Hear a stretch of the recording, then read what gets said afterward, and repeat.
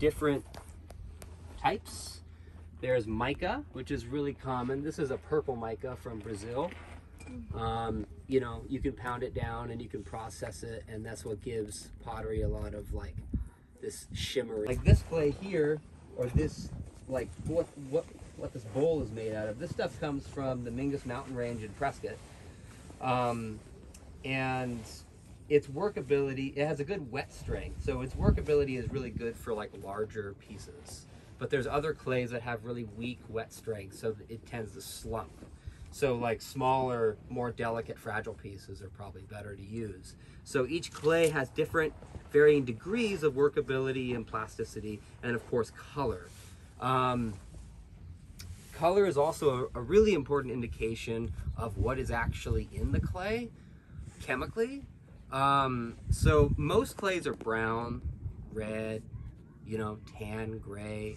Like the browns and the reds, usually that's an iron-based clay. Iron is probably the most common thing that you're going to be coming across in clay bodies. Certain clay bodies, though, will have a really bright color, like a bright blue, kind of almost like a turquoise. And that's usually like an indication of lead in your clay, or like a bright pink, so like a mercury, right?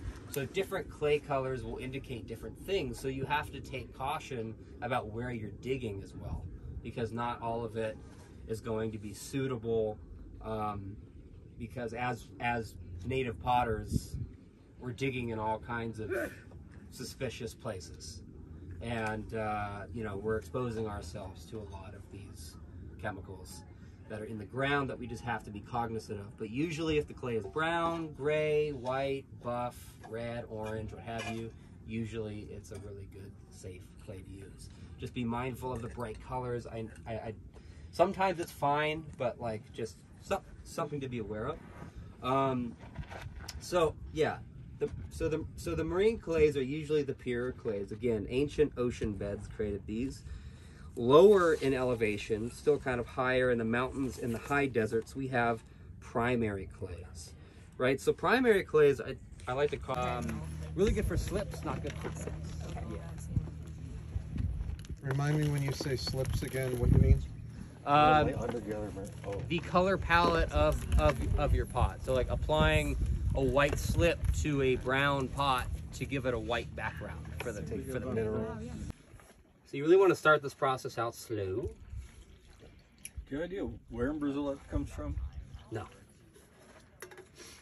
I don't. I was just told this from Brazil. I bought this at the Gem and Mineral Show. Okay. In Tucson. The most. Yeah, no, that's amazing. If y'all ever get the opportunity to go to that Gem and Mineral Show, I would highly recommend it. It's the most remote jungle that's protected by panthers. It's the only place you can get it. Really? I don't think so. No.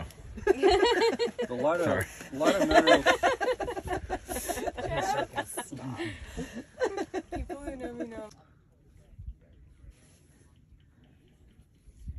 Where did it go? That's it. China. Combing it through at this point. Don't compress the clay too much. Oh, no compressing. No compressing. Say no compressing. So it's more, if anybody can remember, well, Wildernut, Wildernut? that's me. Wildernut? Wildernut. So wildernut.com. Okay. If you email me, then I can just email you the link. Writing It's that the down? easiest way. Great. How do you spell it? WILDERNUT. W-I-L-D-U-R? Nope, D-E-R. D-E-R. It's like Add this clay back in. We're going to use a little bit more water because this temper is going to decrease the plasticity of the clay a little bit initially. So we'll add a little bit more water at this step. You can add it to the sand, that's fine.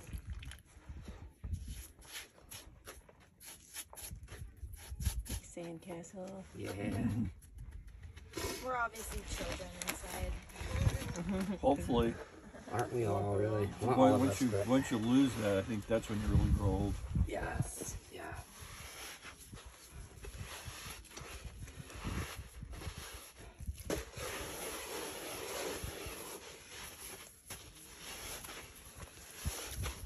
At first you're going to be like, oh no, I'm ruining it. What am I doing? Yes. It's gonna be so So pretty. pretty. Wow. Such a good looking burger patty. Yeah. My friends are going to love these as Christmas presents. Just a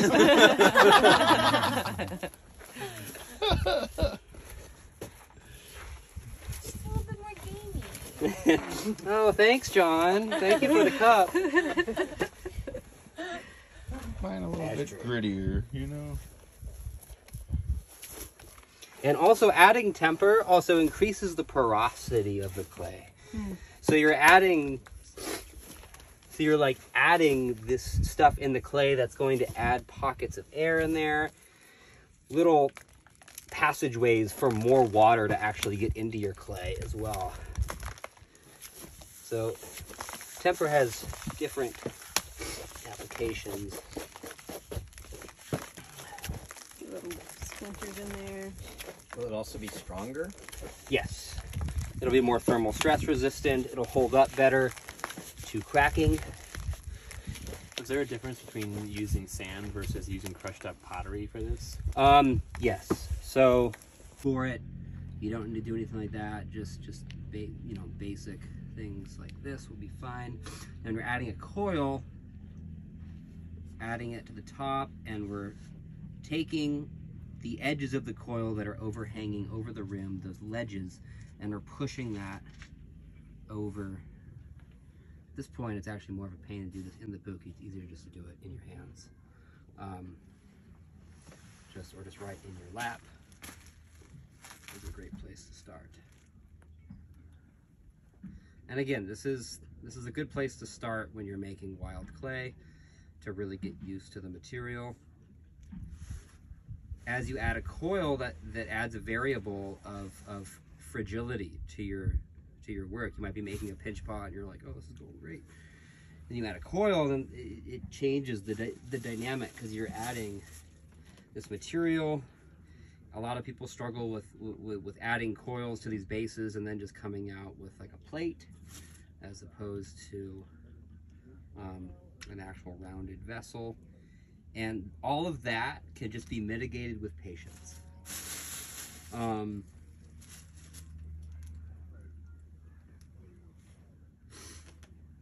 Smearing that in, just over the edge. So, did you take the edge of your base, Mm-hmm. you thinned it out, Mm-hmm.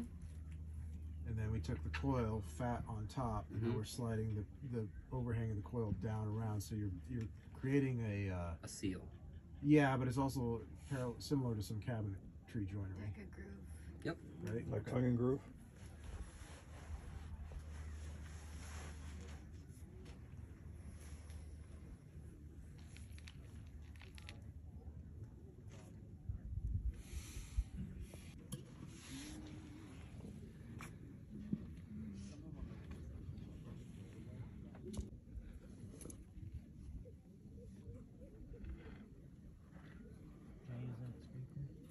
Yeah, please do. It's a little big, but.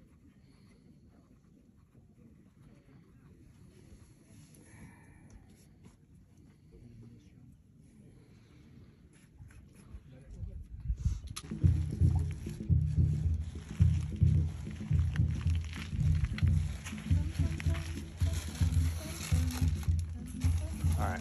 Burton, Mm-hmm. do me a favor. Yes, sir. Take a picture of this, Yes, sir. and then I'm going to... Yeah, tell me. I don't think of myself as a teacher. I think of myself more as an instructor. Okay, cool. What makes the difference to you? I don't know why. I'm just realizing I got stuck on a word. Yeah, more like a normal dance. You got a crack on the outside. Yeah, totally. Oh, I know. I've got cracks everywhere. Okay. Okay, I've seen him. I haven't met him yet. Are those pre-dyed?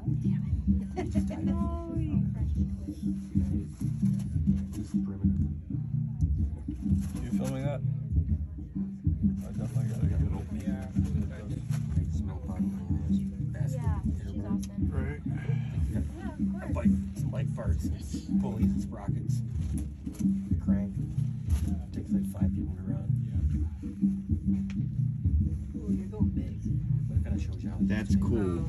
We'll see. So you just did that on a smaller level with your fingernail. Yeah. Your fingernail tucking it under and pulling it over. Yep. Instead of with a bigger version like ripping it. Mm-hmm. That looks really nice.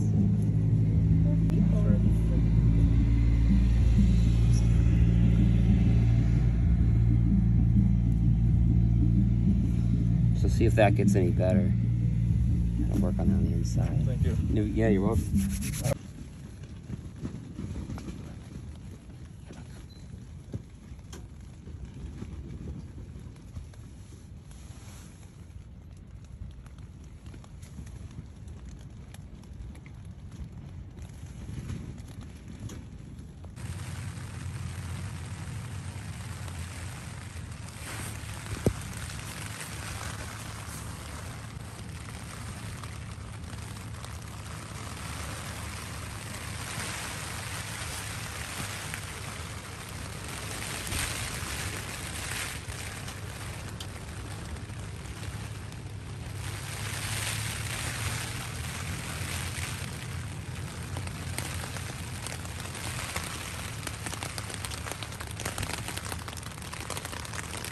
With me, All right. because I know. Hey Tim. Yeah. Did you end up finding my burnishing stone? No, I didn't go over there. Okay. I couldn't do it anyway because it's not dry enough. Okay. I'm gonna. It's producing this amount of carbon because the fire has not reached its peak temperature, and so all the carbon's actually going to burn off during the firing. So any black smudges or like Wintercount's the only place where I can have a big fire and it's fine. All right. Great.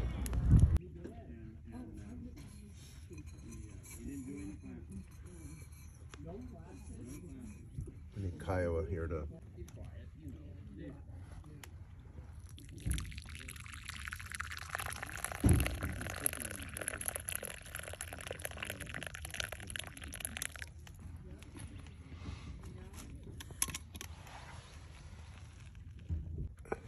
Like the insulation is not as.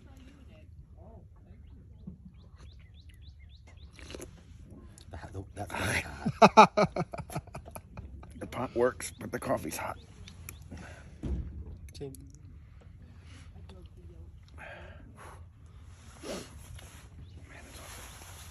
You happy, bro? Oh yeah, dude. And it's warm. Can you hold it with your toes? Dude, it feels really good.